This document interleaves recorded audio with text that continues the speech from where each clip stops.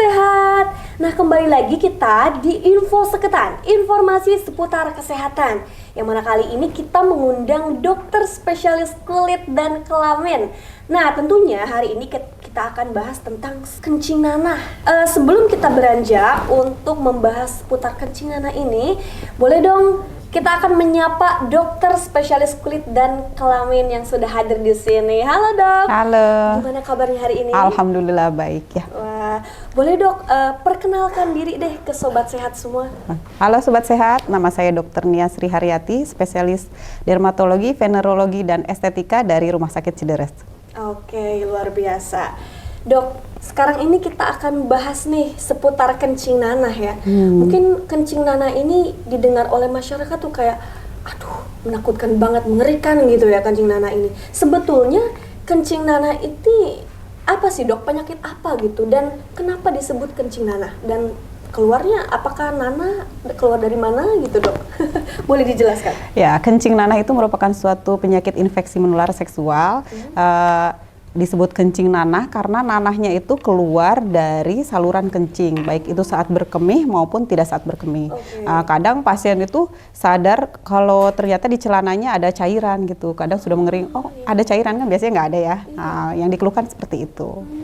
Iya, sebetulnya kencing nanah ini apakah ada potensi untuk menular dok, dan bagaimana cara penularannya? Tentu saja bisa menular ya penyakit kencing nanah ini. Biasanya umumnya penularannya melalui hubungan seksual. Misalkan hubungan seksual baik itu secara kelamin ke kelamin maupun secara oral seks ya. Kalau bukan melalui hubungan seksual bisa juga ditularkan misalkan dari ibu hamil yang menularkan kepada bayinya saat dilahirkan, seperti itu. Kebanyakan ya dok, dari artikel-artikel yang saya baca, ini kencing nanah ini kok kebanyakan menyerang laki-laki ya? Apakah perempuan juga bisa berpotensi kencing nanah?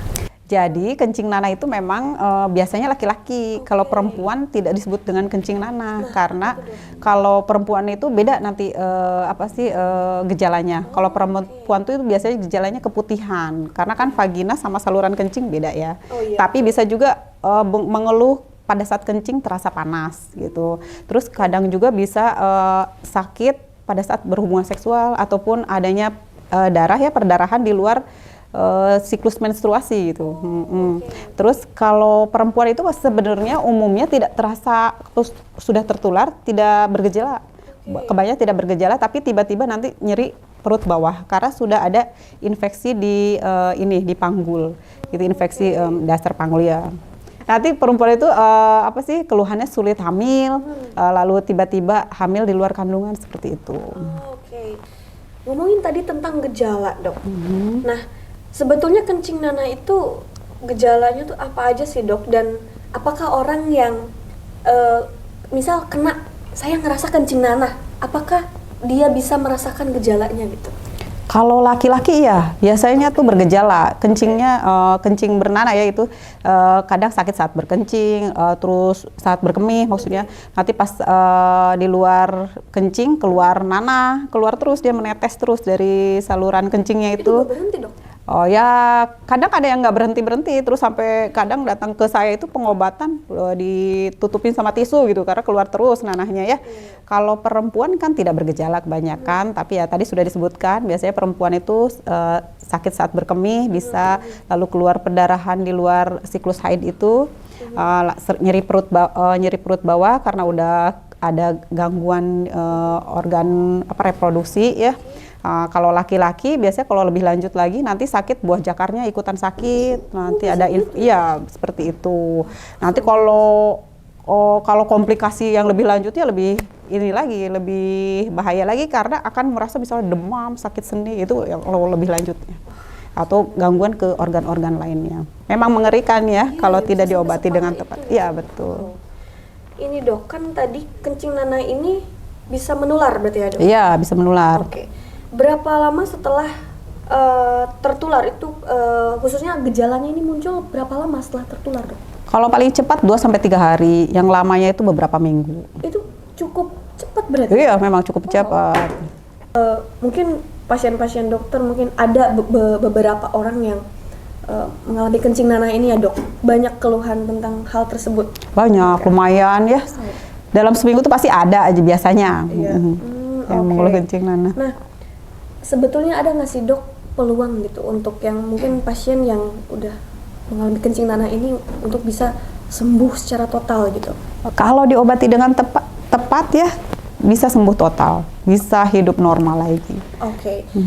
Sebetulnya untuk kencing nanah ini apakah bisa diobati sendiri atau oke kita harus langsung ke dokter gitu? Harus langsung ke dokter tentunya, jangan diobati sendiri.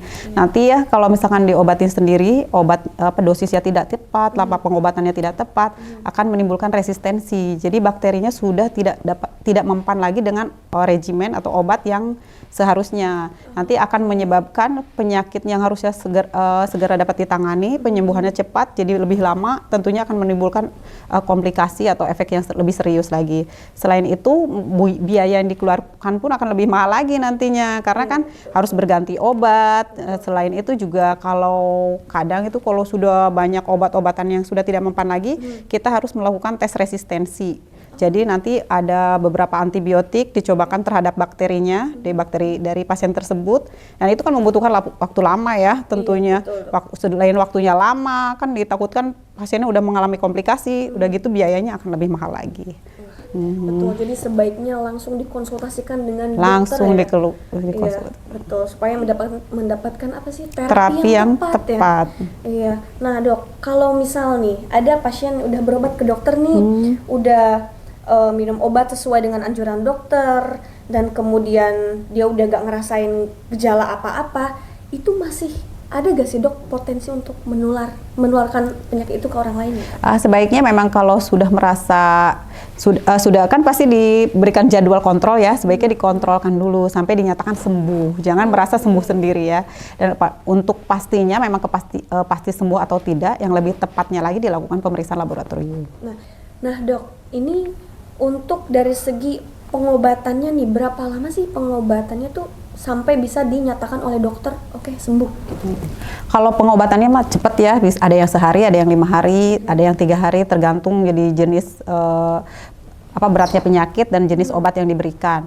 Tapi kalau penyembuhannya itu kan harus dinyatakan sembuh dulu. Kalau sembuh itu jadi setelah selesai pengobatan kontrol dulu, nanti dinyatakan sembuh gitu maksudnya. Jangan langsung, biasanya 1-2 minggu gitu.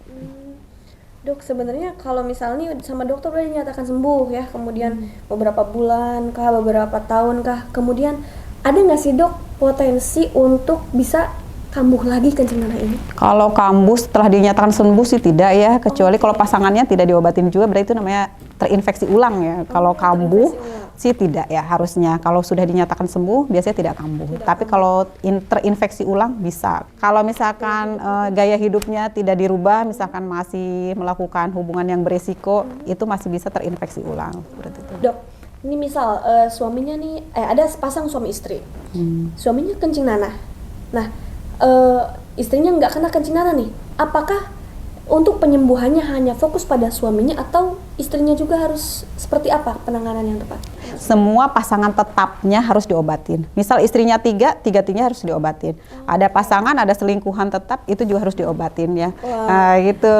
Iya, betul. Semuanya harus diobatin, karena tiba-tiba istrinya aja diobatin, ternyata selingkuhannya nggak diobatin. Nah, itu nggak bisa juga. Semua ya pasangan tetapnya harus diobatin. Oke, gitu ya. Ya, untuk ini nih, cara yang paling efektif deh dok untuk mencegah supaya tidak terkena kencing nanah gitu. Boleh dok dijelaskan gimana cara mencegahnya gitu? Yang pertama tetap setia ya, dan pasangannya tidak bergonta-ganti pasangan. Yang kedua kalau terpaksa gunakan kondom. Dan yang ketiga tidak melakukan hubungan seksual dengan pasangan ya, atau dengan orang yang terinfeksi infeksi penular seksual ini, kencing nanah ini, sebaiknya tidak melakukan hubungan. Perlu digarisbawahi bahwa penggunaan kondom ini bisa efektif dok untuk mencegah penyakit? Tergantung cara melakukan hubungan seksualnya ya. Kalau misalkan sebelum, kan kalau biasanya di kondom menggunakan kondom itu saat akan melakukan hubungan seksual kelamin ke kelamin ya. Tapi kalau misalkan sebelumnya ada pemanasan dulu melakukan oral seks ya tidak bisa melindungi juga ya.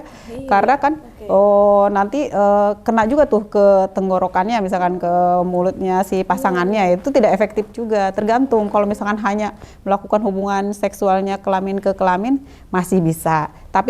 Tapi memang sebaiknya kalau sedang terinfeksi tidak melakukan hubungan seksual karena jadi tidak efektif.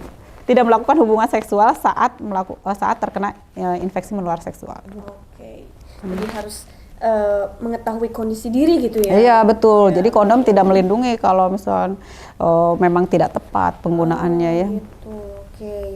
Nah, kalau orang yang udah pernah kena kencing nanah ini, apakah bisa hidup normal seperti biasanya gitu, Dok? Bisa, kalau sudah dinyatakan sembuh bisa, tentu saja. Karena itu tadi ya, nggak akan kambuh lagi ya? Siap, tidak akan kambuh lagi kecuali kalau terinfeksi ulang bisa. Tapi kalau kambuh, kalau sudah dinyatakan sembuh biasa tidak. Nah, Dok, kapan sih sebaiknya seseorang ini harus diperiksakan ke dokter atau ke fasilitas kesehatan, terutama untuk kencing nanah ini gitu? Dilakukan pemeriksaan apabila yang pertama memang ada gejala ya. Yang kedua setelah melakukan hubungan yang berisiko. Yang ketiga ketika akan melakukan pernikahan sebaiknya memang dilakukan pemeriksaan dulu suami istri. Dan yang terakhir apabila akan hamil sebaiknya memang dilakukan pemeriksaan juga supaya saat hamil ibu dan bayinya sehat. Oh gitu, oke. Berarti langsung konsultasikan dengan dokter spesialisnya ya, kemudian supaya untuk mendapatkan terapi yang tepat gitu apabila memang sudah dirasakan ada gejala dari kencing nanah ini. Nah, Dok, boleh nih statement terakhir untuk sobat sehat semua seputar kencing nanah ini, gimana Dok, boleh disampaikan? Untuk sobat sehat sebaiknya memang menjaga diri supaya terhindar dari penyakit ini dengan cara yang satu, tidak bergonta-ganti pasangan, setia pada pasangan Anda, dan yang kedua selalu periksakan kesehatan Anda ke dokter terdekat. Oke, tentunya dokter praktek ini di RSUD Cideres? Ya, RSUD Cideres. Boleh. Bagi yang mau bertanya konsul seputar kencing nanah atau penyakit kulit dan kelamin lainnya, langsung aja ke dokter spesialis kulit dan kelamin di RSUD Cideres. Boleh Dok, jadwalnya kapan aja? Jadwalnya Senin sampai Jumat jam 8 sampai jam 12. Oke. Nah itu dia Sobat Sehat, pembahasan kita tentang kencing nanah bersama dokter spesialis kulit dan kelamin RSUD Cideres. Dok, terima kasih banyak atas sama-sama. Waktunya. Terima kasih memberikan juga. insight yang sangat luar biasa untuk Sobat Sehat semua. Oke Sobat Sehat, saya Murni Widianti Helena, mohon pamit undur diri. Sampai jumpa di info seketan berikutnya. Wassalamualaikum warahmatullahi wabarakatuh.